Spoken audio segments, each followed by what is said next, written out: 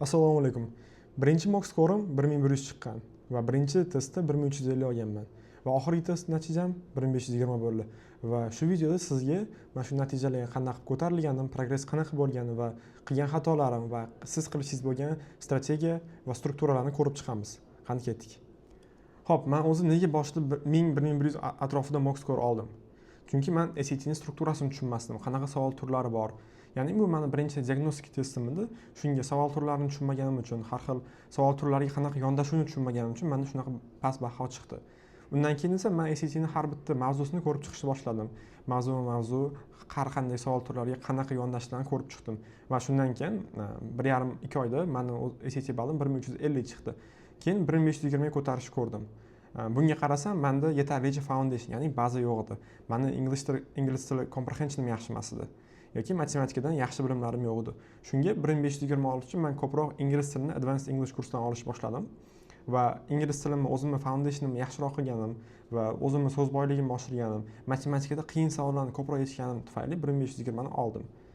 Xo'p, endi birinchi bo'lib keling SAT qanaqa strukturadaligini ko'rib chiqamiz. Ya'ni qanday savol turlari bor va qanaqa skilllarni test qilishini. Xo'p, bu yerda ko'rishingiz mumkin. Birinchi o'rinda reading and writing. Reading and writingda 4 ta domain bor. Information ideas, expression of ideas, craft and structure, standard English conventions. Va har bitta domain ichida sizda skilllar bo'ladi. Masalan, information ideasda central ideas and details va common of evidence va inference savollarini ko'rishimiz mumkin. Central ideas and details asosan tekstni asosiy ma'nosini topishga qaratilgan savollar, ya'ni bu tekstda bizga nima demoqchi, avtor nima demoqchi. Va common of evidence da asosan uzunroq tekstlar bo'ladi va ko'pincha holatda graflar, chartlar bo'lishi mumkin va tekstdagi qanaqadir ilmiy mavzu gaplashilgan bo'lsa, o'sha olimlarni oxirgi xulosasini yanada qo'llab-quvvatlovchi yoki o'sha olimlarning xulosasini ya'ni qo'llab-quvvatlamaydigan variantlarni istashingiz kerak bo'ladi. Inference savollarida asosan o'sha tekst bo'ladi. Tekstdan keyin tekstni logical continue qilish kerak bo'ladi. Qaysidir holatga tekst olib keladi va joy qoldiradi va qaysidir variant shuni oldingi tekstdan davom ettirishingizni logически to'g'ri qilib beradi. Xo'p, expression of ideas da asosan transitionlar va rhetorical synthesislar test qilinadi. Transitionlarda bitta gapdan ikkinchi gapga o'tganda o'tuvchi so'zlar bor. Transitionlar, ya'ni in addition bo'lishi mumkin, furthermore bo'lishi mumkin yoki that is, indeed. Juda ham ko'p transitionlar bor. Transitionlarning ham turlari bor. Shunga har bitta skillga ham, har bitta savol turiga ham alohida yondashuvni o'rganish kerak. Xo'p, craft and structure. Craft and structure da words in context, asosan vocabulary. Bunda sizga masalan so'z beriladi va sizga berilgan so'zni siz kontekstda to'g'ri qo'yishingiz kerak. Bo'lishi mumkin sizga bitta tekst ichida so'zni underline qilingan va shu so'zni tekstdagi ma'nosi nima yoki bitta joy bo'sh qoldirib ketilgan va shu kontekstga qaysi so'z eng zo'r mos tushadi, shuni aniqlashingiz kerak bo'ladi. Xo'p, text structure. Bunda o'sha tekstning strukturasi qanaqa bo'ldi, birinchi nima aytildi, ikkinchi nima aytildi, author's purpose, ya'ni bu tekstdan bizga avtor nima yetkazib bermoqchi edi, purpose nima edi.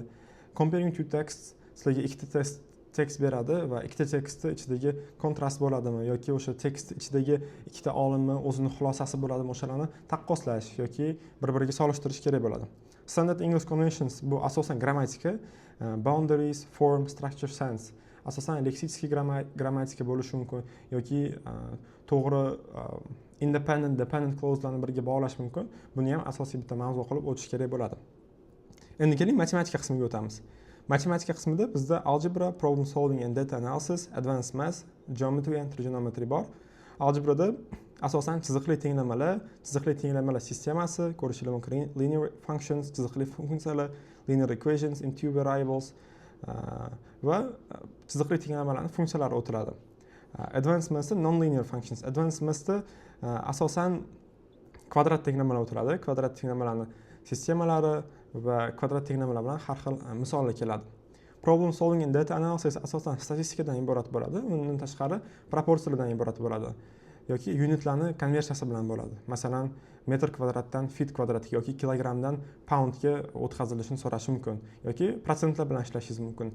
Va undan keyin statistika, standard deviation bor, medianani topish bor, o'rtachani topish bor.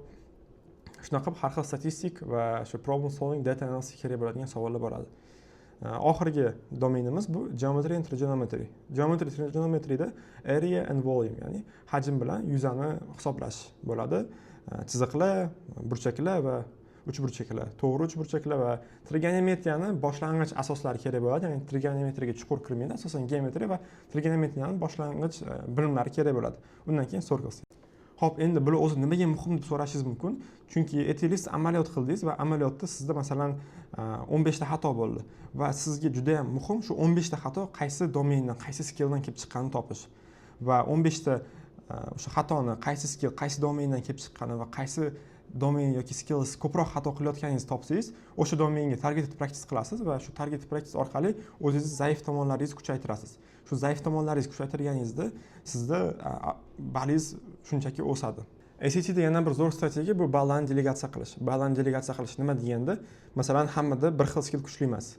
Siz 1400 olishingiz uchun matematikdan 700, ingliz tilidan 700 olishingiz bo'lmasligi mumkin. Masalan, endi oldingi videolarda ham aytib o'tdim, ko'p o'zbeklarda matematikasi kuchliroq, ya'ni maktabda matematikani yaxshi o'qigan bo'lsangiz, matematikadan 700 dan baland olishingiz yoki 750 olishingiz juda ham qiyin ish bo'lmaydi. Shunga siz ballarni to'g'ri delegatsiya qilishingiz kerak. Keling, shuni ham ko'rib chiqamiz. Xo'p, agar matematikangiz kuchli bo'lsa, sizda matematik 750+ olishingiz mumkin va ingliz tilini 600+ olishingiz mumkin. Aytaylik, imtihoningizga bir oy qoldi. Qaysi biriga fokus qiling. Bu holatda matematikangiz 720, 730 chiqayotgan bo'lsa va ingliz tilingiz 600 chiqayotgan bo'lsa, matematikani maksimalni ko'tarishni maslahat bergan bo'lardim 750+ga. Shu holatda sizda 1350+ bo'ladi. Lekin baribir ikki tarafga ham yaxshiligi ham zo'r, chunki ingliz tilini ham agar siz 700 dan oshirsangiz va matematikani 750 dan oshirsangiz, sizda 1400+ ga shans juda ham katta bo'ladi. Endi ko'ramiz, ingliz tili kuchli bo'lsa qanaqa. Ingliz tili kuchli bo'lsa, Englishingiz 700+ chiqadi va Mathsingiz 700+ chiqadi. Bunda sizda 1400+ ACT bo'ladi. Va matematikani 700+ chiqqandan keyin 750 yoki undan baland 780, 800 ga ko'tarish juda katta muammo bo'lmaydi. Asosan 1-2 oy yaxshilab praktis qilsangiz, matematikani maksimal ballga chiqarishingiz mumkin va English 700+ ekan, sizda 1400 dan baland va 1500 dan balandga ham shans bor. Menda yana bitta strategiya bor. Bu strategiya meni vaqtimni to'g'ri taqsimlashimga juda ham katta yordam bergan. Men asosan savollarni 1 dan 27 gacha bo'lgan ketma-ketlikda yechardim, lekin keyin men shu usulimni o'zgartirdim va shu usulim menga vaqtimni ko'proq tejashga va vaqtimni qiyin va oson savollarga to'g'ri taqsimlashga yordam berdi. Keling, shuni ham ko'rib chiqamiz. Xo'p, mening strategiyam qanaqa? Men asosan 27-savoldan 1-savolga yuraman. Bu nega desa, chunki 1 dan 17gacha bo'lgan savollarda asosan information ideas, craft and structure bo'ladi, ya'ni qiyinroq bo'ladi. Juda ham katta tekstlar, ichida command of evidence bor, vocabulary savollar bo'ladi. Shunga bu savollar asosan qiyin hisoblanadi. Va bu savollarni ko'p yechsangiz, siz savollarda 5 daqiqalab qolib ketishingiz mumkin. Menda o'zimda shunaqa muammo bo'lardi. Ya'ni uzun, qiyin savollarda ko'p vaqt qolib ketardi va bilardim 17 dan keyingi 27gacha bo'lgan savollar uncha qiyin emas. Ularga masalan 5 daqiqa yetadi, 6 daqiqa yetardi. Ko'p bu savollarda vaqt sarflayotganim uchun oxirida keyin grammatikani ham zo'r yecha olmasdim. Keyin nima qildim? Masalan 18 dan 27gacha expression of ideas and conventions bo'lsa, osonroq. Transitionlar, grammatikalar tez bo'ladi. Va osonroqdan qiyinroqqa o'tish to'g'ri strategiya deb o'ylayman, chunki vaqt to'g'ri taqsimlanadi. Masalan 27 dan 17gacha, 18gacha bo'lgan savollarni men o'zim yetardim 8 daqiqa, maksimal 10 daqiqada yechib olishim kerak. Shunda rhetorical synthesisdan boshlayman, transitionlarga o'taman, keyin grammatikani yechib turib 17-18-savolga kelaman. O'sha yerda menda qiyin reading savollari boshlanadi va 8 daqiqa, 10 daqiqa unga sarflagandan keyin menda reading va writingga ko'proq vaqt qoladi. Shunda keyin men qolgan vaqtimni to'g'ri delegatsiya qilib, qiyin savollarga faqat ajratardim. Mana shu narsa menga rostdan yordam bergan. Vaqtimni to'g'ri delegatsiya qilib va ya'ni imtihonda vaqt tejashga, masalan, oldin umuman ulgurmasdim va mana shu strategiyani qilish boshlaganimdan keyin birinchi modulda menda 5 daqiqadan 10 daqiqagacha vaqt bo'lish boshlagan va ikkinchi modulda menda o'rtacha bir 3-4 daqiqa vaqt qolardi va 3-4 daqiqada men o'zimdan shubhalangan savollarimni qaytib borib, qayta ko'rib yechib chiqardim. Keling, endi men o'zim qilgan va ko'p ACT'dagilar qiladigan xatolarni ko'rib chiqamiz. Birinchi xato bu haqiqiy imtihon testida yoki oddiy praktik qilganingizda ham MES modul 1 ni 2 marta double check qilmaslik. Xo'p, bilamiz, MES moduli 1 osonroq bo'ladi. MES moduli 1 osonroq bo'lganicha, men o'zimda ham ko'p men bilan o'qigan bolalarda ham bilaman, 10 daqiqa atrofida vaqt qolib ketardi. Birinchi modul yechib bo'lgandan keyin. 10 daqiqa vaqt qolib ketdi degandan keyin men ham dam olardim, ko'pchilik bolalar ham shunaqa holatda dam oladi, lekin shu xato. Chunki birinchi modul oson bo'lgani bilan juda ham kichkina faktorlar bo'ladi. Shu faktorlar sizni silly mistake, ya'ni bir ahmoqona xato qilishingizga qo'yib beradi. masalan bo'lishi mumkin, o'zimni real case holat statistika problem edi. Off degani bor, off degani bor, ya'ni 15% off something. Nimadirni 15%, 15% off something, ya'ni double F, ikkita F bo'ladi. O'shanda shu narsadan 15% ayrilish kerak bo'ladi. Birinchi case 15% shu narsani. Shu holatda menda xato bo'lgan. Ya'ni bitta F ni qoldirib ketganman. Shu xato menda imtihonimda bo'lgan va imtihonda shu rol o'ynab, meni matematika ballimni tushirib yuborgan. Birinchi modulda bo'lgani uchun. Chunki birinchi modulda har doim double check qilinglar. Vaqtinglar bo'lsa va ikkinchi modulda agar vaqt qoladigan bo'lsa ham double check qilish kerak. Menda asosan uncha ko'p vaqt qolmas. Qolishi mumkin 1-2 daqiqa vaqt qolardi va faqatgina o'zim shubhalangan savollarni ko'rib chiqardim. Hop, men qilgan ikkinchi xato bu praktik testlardan qo'rqish. Men birinchi diagnostik test qilganman, balim past chiqqan. To'g'ri, keyin o'qiganman, shu temalarni ko'rib chiqqanman, mavzularni ko'rib chiqqanman, yana praktik qilganman. Lekin full mock test qilishdan qanaqadir qo'rqardim. Chunki past chiqsa mening motivatsiyam olib qolardim. Lekin shu siz realityni face qilishingiz kerak. 2 haftada bir yoki 1 haftada bir o'zingiz diagnostika qilib, ya'ni zaif nuqtalaringizni aniqlab olib, davom ettirishingiz kerak. Chunki men shu realityni face qilmaganim menda imtihonimda cost bo'lishi mumkin. Ya'ni siz hozirgi past ballingiz og'rig'idan qo'rqishingiz normal. Chunki shunda haqiqiy imtihonni past ballni og'rig'i bo'lmaydi. Chunki har doim praktik qilinglar, realityni face qilishdan qo'rqmanglar. Ya'ni praktik test full mock test sizga oyna ko'rsatadi haqiqiy ballingizni qanaqa chiqyapti va qanaqa o'zgarishlar yoki qanaqa progress kiritishingiz kerak o'zingizning preparationingizga. Shu narsani unutmanglar, ya'ni praktikni qilish kerak. Ko'p emas lekin, masalan, har kuni praktik qilish shart emas, 2 kunda bir shart emas. Bir haftada bir, keyin yana nuqtalarni, zaif nuqtalarni aniqlab, weak pointlarni aniqlab, keyin yana bir hafta shu zaif nuqtalarda ishlaysiz va oxirida yana bitta praktik qilasiz, ko'rasiz progressingizni. Progress bo'lmagan bo'lishi mumkin. Nimaga desa, chunki progress linear narsa emas, ya'ni chiziqli emas. Chiziqli tekis ketmaydi. Progress ko'pincha holatda, bu narsani ko'p o'quvchilarda kuzatiladi, qaysidir pointgacha progress sizda qotib qoladi. Va bir point bo'ladiki, sizda progress birdaniga o'sib ketib qoladi. Bu narsa real holat, o'zimda bo'lgan holat. Shuning uchun siz birinchi hafta, ikkinchi hafta, uchinchi, to'rtinchi hafta progressingiz bo'lmayotgan bo'lsa, bundan xavotirlanmang. Yaxshi vaqt qo'yib, consistent, davomiy bo'lib o'qisangiz, xudo xolasa ballinglar zo'r chiqadi. Xo'p, endi aytaylik, siz imtihoningiz yaqin va siz mavzularni ko'rib chiqa olmaysiz yoki mavzularni ko'rib chiqib bo'lgansiz. Shunaqa odamlarga men hozir o'zim tayyorlangan siklda va shu sikl orqali 1520 olganimni ko'rsatib beraman. Qani ketdik. Xo'p, birinchi diagnostika test qilamiz, ya'ni to'liq mock test qilamiz va to'liq mock test qilgandan keyin biz zaif nuqtalarni aniqlaymiz. Qaysi bo'limda, qaysi savol turida hammasini yozib chiqamiz, ya'ni zaif nuqtalarni. Shunda bizga osonroq bo'ladi. Ya'ni keyingi mock testgacha biz qaysi aniq temalarda yoki mavzularda ishlashimizligi. Xo'p, keyin chuqur analiz qilamiz. Xo'p, sizda 10 ta xato chiqdi deylik. 10 ta xatoni har bittasiga yozishingiz kerak, ya'ni men nima deb o'yladim va masalan siz B ni tanlagan bo'lsangiz, C varianti to'g'ri bo'lsa, nimaga men B ni tanladim? Meni test jarayonida B ni tanlashim nima majbur qildi yozasiz va nega C to'g'ri ekan sizda.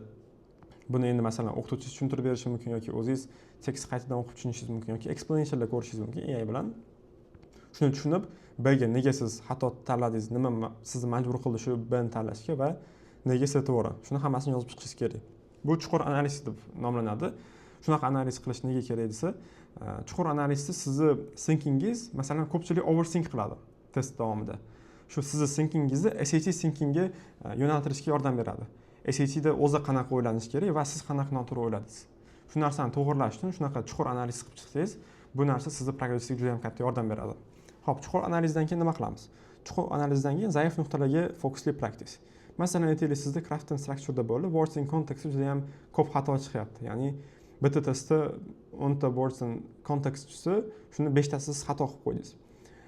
Buning uchun asosan vocabulary yodlaysiz, topolmagan so'zlaringizni ham yodlaysiz.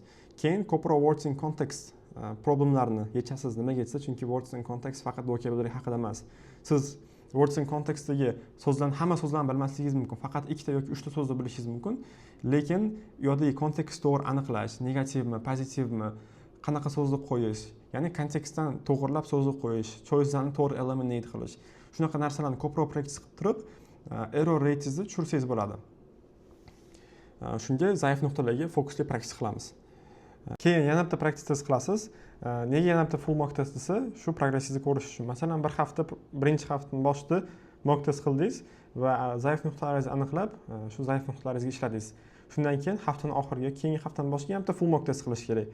Shunda siz progressingizni ko'rasiz. Agar o'sish bo'lsa, o'ziga motivatsiya bo'ladi, yanada ko'proq o'qishga. Agar osmasangiz ham qayg'urmang. Ya'ni oldin aytganimdek, progress linear emas, chiziqli emas, ya'ni exponential. Shunga progress sekin asta ko'rinadi. Birinchi hafta, ikkinchi hafta, uchinchi hafta progress ko'rinmasligi mumkin, lekin 1 oy, 2 oy davomiylik bilan shug'ullansangiz, albatta progressingiz ko'rinadi. Xo'p, keling endi siz shu grammatikani o'rganish uchun, SAT topiklarni o'rganish uchun qanday materiallardan ishlashingizni ko'rib chiqamiz. Xo'p, birinchi o'rinda men SAT ning grammatikasi uchun Erica's Grammar Book'ni tavsiya qilgan bo'lardim. Chunki Erica's Grammar eng zo'r grammar, eng cho'tki tushuntirilgani. Shunga Erica's grammatikasi eng zo'ri va SAT ning matematikasi uchun, ingliz tili uchun ham Khan Academy boshlanish uchun juda ham zo'r. Chunki mavzular yaxshi tushuntirilgan va juda ham ko'p praktik testlar bor. Shunga Khan Academy'dan foydalansangiz ham bo'ladi. Bundan tashqari College Board'da o'zini SQB banki bor, ulardan foydalansangiz ham bo'ladi. Ya'ni bu asosan self-study materiallar. Undan tashqari biz o'zimizni platformamizni yasadik va bu platformamizda siz SAT diagnostika test qilishingiz mumkin va mock scoringizni olib turib, shu qaysi joylarda xato qilayotganingiz, qaysi skilllarda, qaysi domenlarda xato qilayotganingizni ko'ra olasiz. Va bundan tashqari xato qilgan bo'lsangiz, negaligini tushunish uchun sizda AI explanationlar ham bo'ladi. AI explanationdan tashqari step by step, ya'ni qadamma-qadam tushuntirishlar bor. O'sha platformani o'zida vocabulary ham ishlatsangiz bo'ladi. Bundan tashqari targeted practice qilsangiz bo'ladi. Shu zaif nuqtalaringizni aniqladingiz. Endi shu zaif nuqtalarga ishlayman deb turib, targeted practice qilsangiz ham bo'ladi. Men bu o'zimizning platformamiz linkini opsiyaniyada qoldiraman. Shunga o'tib ishlatib ko'ringlar. Free trial bor. Agar sizlarga yoqsa, keyin davomiy ishlatsanglar bo'ladi. Xo'p do'stlar, mana videomiz oxiriga ham yetib keldik. Videoda men iloji boricha ko'rsatib berishga harakat qildim o'zimning SAT jo'rnayim qanaqa bo'lganini va keyingi videolarda ham ko'proq SAT content qilamiz. Har bitta savol turlariga kirib nima qilishni, har bitta savol turlarini qanaqa yondashishlarini ko'rib chiqamiz. Bundan tashqari student life, ya'ni Kanadada student hayoti, o'zbek student hayoti qanaqa o'tishini, Kanada hayoti haqida, top universitetda o'qish qanaqa bo'ladi, shu haqida ham kontentlar qilishga harakat qilaman. Hozir menga eng zo'r qo'llab-quvvatlash bu sizlarni laykinglar, agar menga obuna bo'lsanglar va kommentariy yozsanglar juda ham katta qo'llab-quvvatlash bo'ladi. Shunga iltimos kommentariy yozinglar, qo'llab-quvvatlanglar. Hammaga rahmat. Keyingi videolarda ko'rishguncha.